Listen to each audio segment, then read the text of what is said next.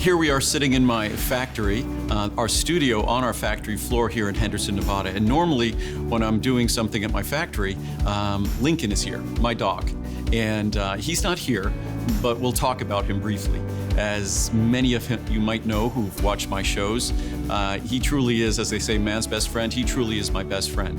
When I go do my crazy runs in the mountains, wherever I am, he runs with me. And he's nice enough to run as slowly as I run. When I'm mountain biking, he mountain bikes with me. He's not on a mountain bike, mind you, but he's following me while I'm on a mountain bike. So I'm often asked, what does he eat? Because he's a very healthy, active dog.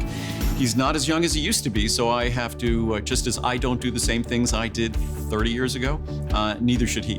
Because he's 9 years old, in fact, his birthday is in just a few days. So what do I feed Lincoln? How do I supplement for Lincoln? It's a question I'm constantly asked. We haven't made pet vitamins, but if we did make pet vitamins, we'd use the same exact vitamins that we put, the same exact nutrients that we put in our human vitamins, because I'm not cutting corners when it comes to my best friend. But what do I feed Lincoln? Typically what Lincoln eats is, I try to use, he's a carnivore. Dogs are carnivores. Most people feed their animals some form of meat. What I give him is typically turkey and chicken. I just find it's more environmentally friendly to use those smaller animals than beef or bison. I also find he digests it more readily. So turkey or chicken, preferably organic if you can get it, but even if it's not organic, that's fine. And then as far as what do I add to that? Occasionally we add brown rice, or we add some purple sticky rice.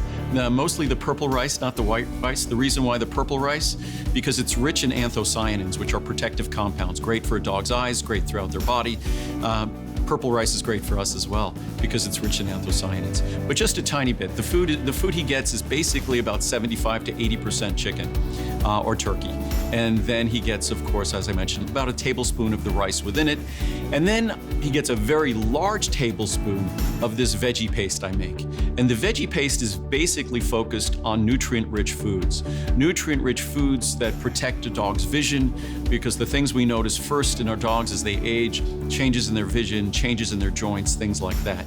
So our focus, when we focus on our dogs, is pretty much looking at a focus of our aging as well.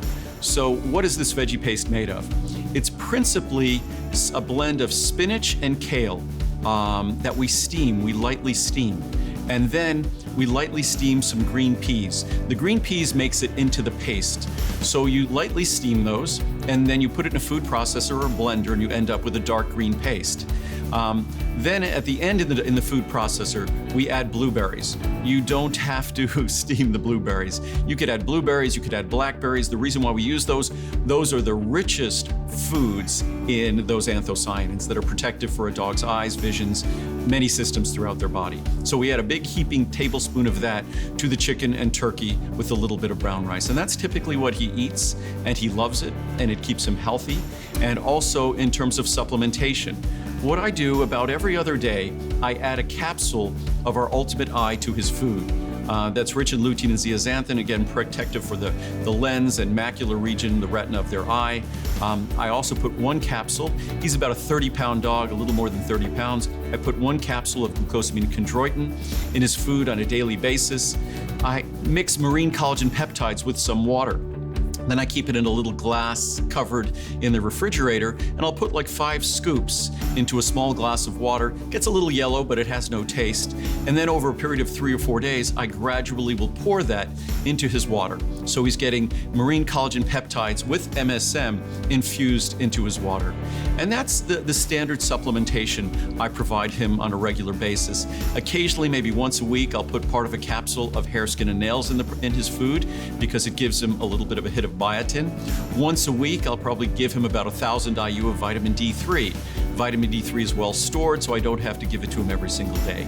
So that's about the extent of it, just off the top of my head. but I know it's a very frequent question I'm asked. And many of you, you could read the reviews at hsn.com.